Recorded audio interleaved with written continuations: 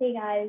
So this week's TED Talk I thought was really interesting because it was something that brought up in some of our past discussions, how technology was created as a way for us to go ahead and actually be connected to each other better, where we can share ideas and listen. And yet more and more we are finding that technology is being more of a distraction than actually helping us to communicate better. I think the speaker did a great job in explaining an everyday scenario to us in which we all could relate. Someone is excited telling us something and we're either checking our phones or thinking about something else that may have happened in the day or something that caught our eye. And then when it comes time for us to respond, then, we're just looking at them like we have no idea what they had said. And this can actually be pretty detrimental, to the relationship, whether it be friendship or not. When someone's really excited telling you, like, let's just say, like, oh my gosh, I just got a job interview and this is how it went, or they're telling you about their new career path, or, like the new thing that they learned in school, and they're just so happy about it, and you're just not listening. It sends to them that whatever they're excited about or whatever they're happy about is just not something that they should be excited. I'm just speaking this from actually firsthand, where I've been so excited about my job or something I learned in school, and I just start, telling somebody about it, and then they'll look at me and they're like, wait, what? And, you don't want to go through all of that again, like trying to explain it.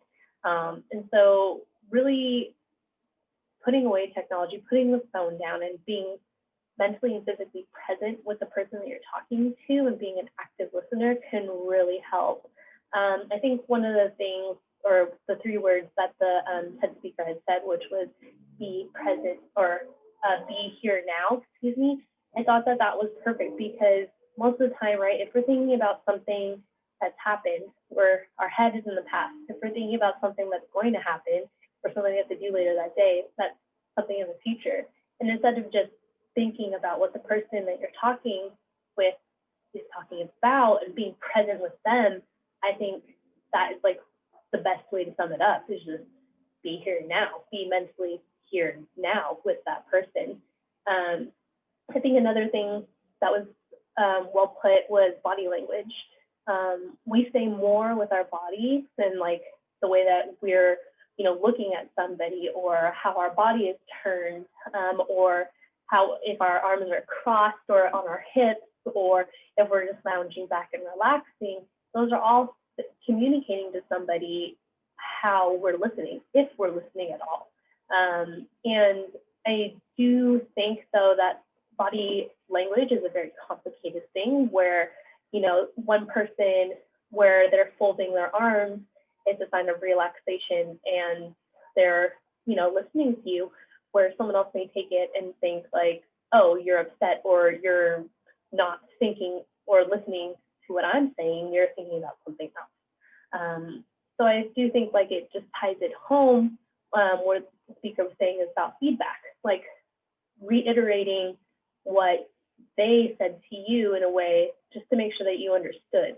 Because if they can't, or if you're speaking and the person that you're talking to didn't listen, and they can't even say back what you were saying in their own words, mind you, not like a parrot or like an echo off of a wall, because anyone can, right, kind of like when you're dozed off in class and all of a sudden they say your name and you can remember the last 10 words that somebody had just said.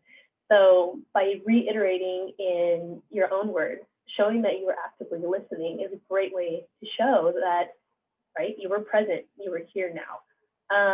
I do think this week, some of the things that we were doing, or what I was doing, excuse me, for practicing for active listening was, my boyfriend and I, we actually have been doing a lot more of trying to build things. And so by those activities, like I can tell that more I need to communicate a little bit better, because sometimes I'm actually more stuck in my head than I'm able to speak more out. And so, of course, he's not a mind reader, so I do need to be a little bit more open about my communication in that way. But when it comes to active listening, I think that sometimes I may also listen too deep, if that makes sense, because I will go ahead and take it one way and only think it's that way instead of the way he meant it. But more and more with this class, I am learning to be more of an active listener. And one of the ways is actually I have been, when I come home from school or come home from clinic, I'll go ahead and I'll leave my phone like in my backpack or in the room, just because it helps me to be more present and here with my boyfriend and have better communication and not have distractions. Of course, right? Like if there's something that I know is going on where a classmate I know needs help with something, or I need to get in contact with like a manager or something, then of course I'm gonna have my phone. But it's been really nice being able to just disconnect from everything and being able to be present, and having a better communication overall with that. Well, I look forward to hearing what everyone else thought. Bye.